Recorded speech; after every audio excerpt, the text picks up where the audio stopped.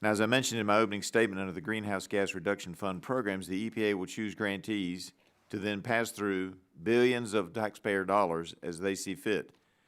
Accountability for EPA's subgrantees is of prime importance for the administration of this program. What specific, a little more than just your general, touched on in your opening, but just a little bit more specific, what specific audit and debarment measures is the EPA planning to include in the text of its award agreements? Thank you, Chairman. We have 4 lines of defense to ensure program integrity through this program. And first is that robust evaluation and selection process that I just spoke to. The first line of defense is to select the very best and most qualified grantees. Second line is to assign a certified project officer to manage the grant and ensure compliance with all of the terms and conditions.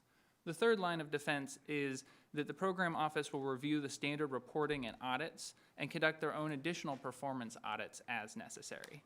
Fourth and final, our Inspector General and the Inspector General's office will conduct their own oversight activities and audits that are in addition to the program-led audits and the standard audits required under the Yellow Book and Green Book.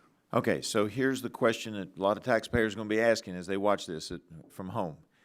So we're giving out billions of dollars to third-party groups, and you're going to have audits of those, but what about the people they give the money to? Are you going to have audits of them as well? Thank you for that question, Congressman. In accordance with 2 CFR 200, Section 501, each grantee is going to be required to obtain a single audit from an independent auditor if the grantee expends more than $750,000 in federal funds. And that includes the people, the third party. So you're giving it to the XYZ organization, and they give it to the ABC organization. That includes the ABC organization? Congressman, all of the audits will be conducted in accordance with the Single Audit Act and OMB's guidance on audits, which cover a wide range of programs, including subawards. All right. I'd be happy to provide more information on those standards. And I appreciate that. With the EPA, will the EPA commit to requiring the Greenhouse Gas Reduction Fund grantees, subrecipients, and pass-through entities to provide information and be responsive to this oversight subcommittee? Yes or no? Congressman, we share your commitment to. So yes or no? Will you guarantee that those folks are going to respond to us, not just to you all, but also to us as the elected officials? Congressman, we take this committee's oversight role very critically, and we're going to make sure that we are responsive to all requests. So that's a yes. I can put you down as a yes, that not only you, but you will make sure that the subrecipients will also be responsive to this subcommittee. I fully expect that all of our subrecipients. So that's a yes. Can I put you down officially as a yes? You're under oath. All right, that's what I'm looking for.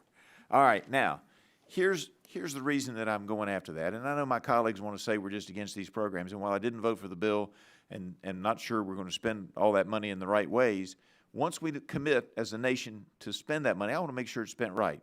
So I want to guarantee from you that you all are going to do better than what the Department of Energy did under their program when they lent money to Solyndra. And let me run your back on that, because you got into this battle of you're going to pick winners and losers. And I get that. You're going to pick some winners and you're going to pick some losers. Some of these programs are going to be losers. We get that. Here's what happened in Solyndra that was unacceptable. They had a provision in their program and in the law that said if they don't meet the standards and they're in default, we stop giving them money. Department of Energy didn't follow that. They subrogated, also in violation of the law, about $150 million of taxpayer money. They were in default on December 1st, 2010. They subrogated late December, early January 2011. One of their own internal people said this company will not survive and it will go bankrupt by the end of August of 2011. Well, they were off by a day. They went bankrupt on September 1st.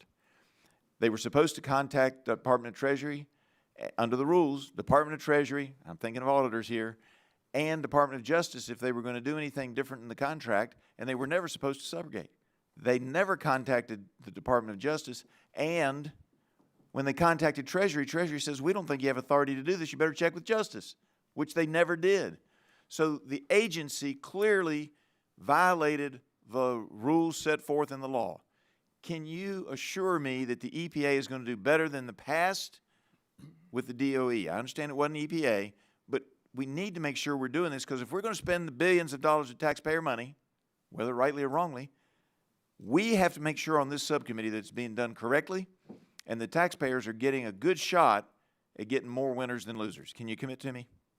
Congressman, thank you for that question. As we heard in the opening comments, this is an incredible opportunity to do great work. And so I personally, and everyone is committed to spending every dollar to the highest and best impact. And we're going to hold our grantees to a very high rigorous standard, and they're absolutely going to follow the law.